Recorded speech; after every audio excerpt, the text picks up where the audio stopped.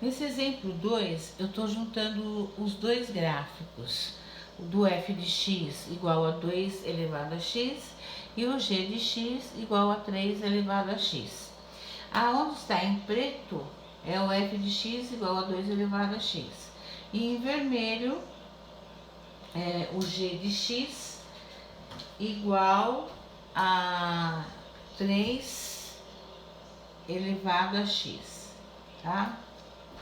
Aí os pontos de f de x são esses daqui. Eu tenho 1 com o 2 e o 2 com o 4, tá?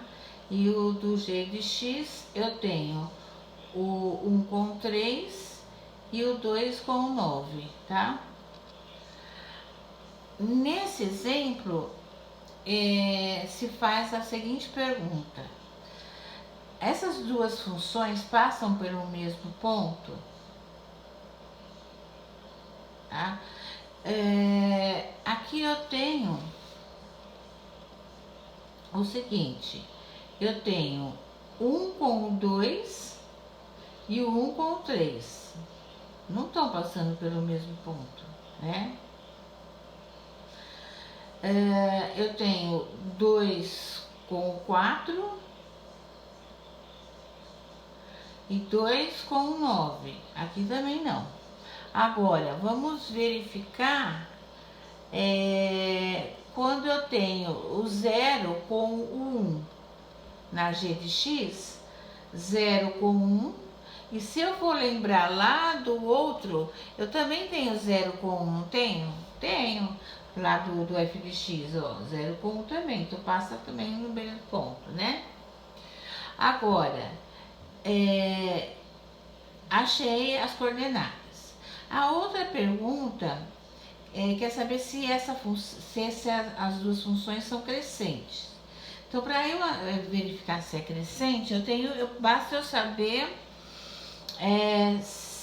verificar a curva. Olha, aqui a distância é menor em relação a essa distância, tanto para a curva vermelha quanto para a curva em preto.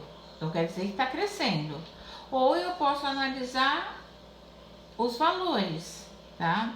Aqui de x, de 1 foi para 2, então aumentou, né? De y, de 2 foi para 4, da função f de x, e da função g de x, de 3 foi para 9, também teve um aumento.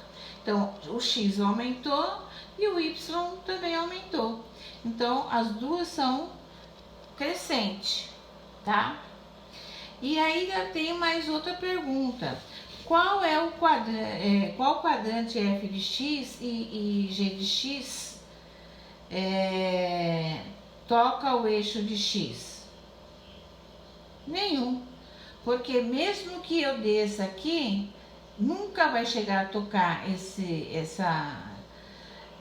essa linha aqui do x. Não vai chegar a tocar. Mesmo que aqui seja negativo, não vai chegar a tocar.